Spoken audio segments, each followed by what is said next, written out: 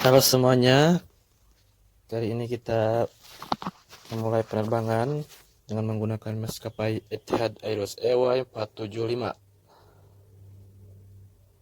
Etihad merupakan maskapai penerbangan nasional di UAE, Uni Emirat Arab, yang dikenal sebagai salah satu permata dari Teluk Persia. Di sini kemajuan yang signifikan pasca setelah ditemukannya minyak pada tahun 1958. Sebagai salah satu negara terkaya di dunia dalam sumber daya alam dan membuat pemerintahnya UAE beserta investor-investor asing membentuk perusahaan transportasi udara yang bernama Etihad Airways. Berdiri pada tahun 2003, kini sebagai salah satu maskapai berpengaruh, memiliki penghargaan banyak setelah 10 tahun berdiri. Mulai beroperasi 2003, 5 November, Bandara Internasional Abu Dhabi. Kemudian ada lounge-nya di Etihad Premium Lounge itu di Abu Dhabi Airport.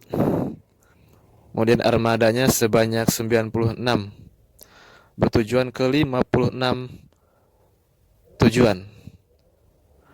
1000 penerbangan per minggu, lebih kurang dari 127 penumpang dan kargo di wilayah Afrika, Asia, Eropa, Australia.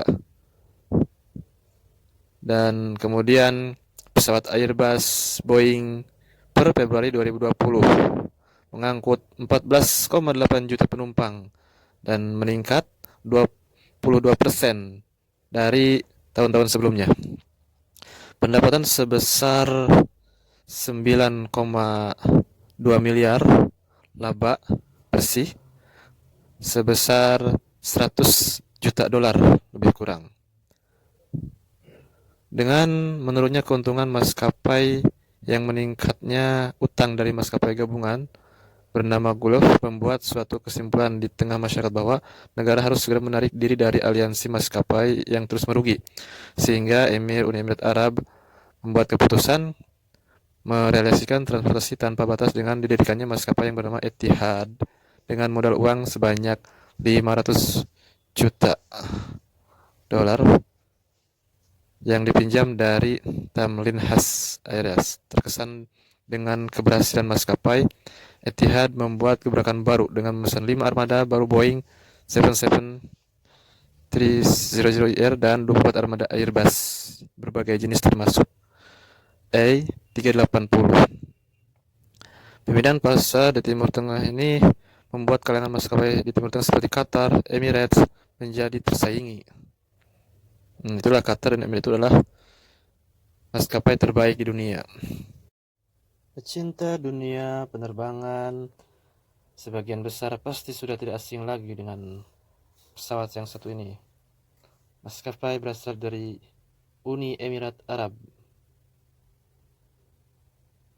Pamor Etihad Airways begitu mendunia. Rentetan penghargaan yang diperoleh selama 10 tahun berdirinya, kemudian melebarkan sayap ekspansinya selain di dunia nyata, mengumumkan juga merambah ke dunia NFT. Etihad Airways mengkonfirmasi akan meluncurkan token NFT pertama. Kemudian dalam hal ini dikoreksi, Etihad Airways akan menampilkan 10 model 3D. Masing-masing model di kandang menampilkan layover dengan livery Boeing 787. Kemudian akan tersedia untuk dijual dengan 2003 juga menjadi tahun didirikannya Etihad. Sebanyak 2003 NFT. Kemudian akan bermitra dengan Air-S melacak emisi CO2 dari NT5. Selain mengimbangi seluruh jejak, kemudian maskapai akan mengalokasikan semua hasil dari pengumpulan untuk membeli bahan-bahan bakar. Kemudian meluncurkan koleksi NT5 pertama tidak hanya menawarkan karya seni unik kepada kolektor, pelancong, penggemar, penerbang. Kemudian manfaatnya perjalanan gaya hidup dunia nyata dengan Etihad Airways, CEO Etihad Group. Kemudian teknologi metaverse lainnya merevolusi ekonomi digital, sehingga bangga menjadi salah satu maskapai pertama di dunia mengeksplorasi potensi menyediakan utilitas tambahan. Dan nilai artistik dari livery pesawat ini dirancang seefisien mungkin supaya berkelanjutan dan berkolaborasi lebih baik.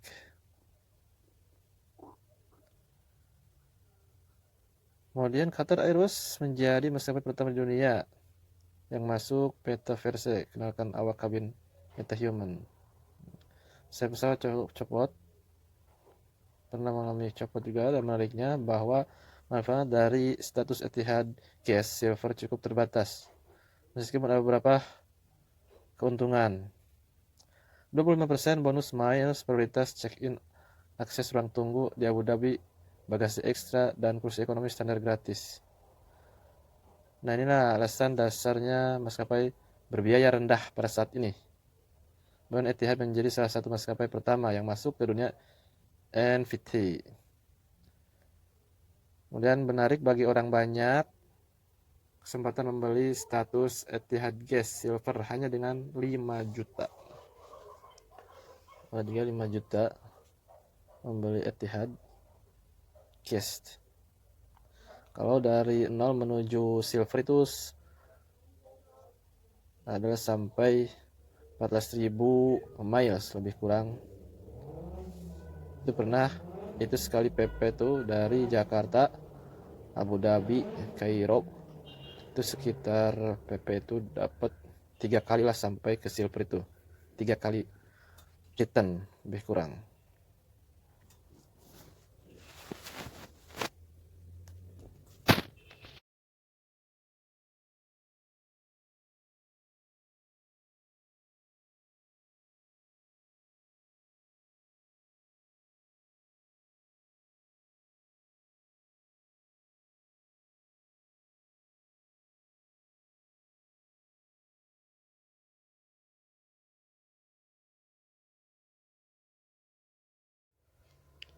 Nah, ini kita di atas Laut Merah, Red Sea, yang menghubungkan Asia dan Afrika.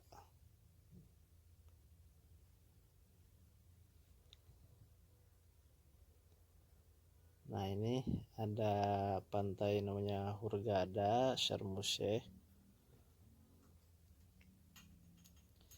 Masa-masa dulu yang Fir'aun mengejar Nabi Musa alaihissalam di Laut Merah. Tempatnya dekat Teluk Aqaba. Di sini banyak turis-turis dari penjuru dunia, dan kawasannya pun cukup mahal, harga-harga mahal di Sharm el-Sheikh.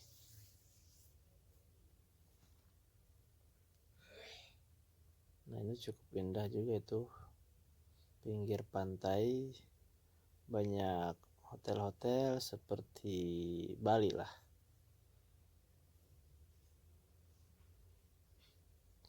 Jika musim panas itu perkirakan dari bulan Mei sampai Agustus itu banyak yang mengunjungi tempat-tempat wisata bahari.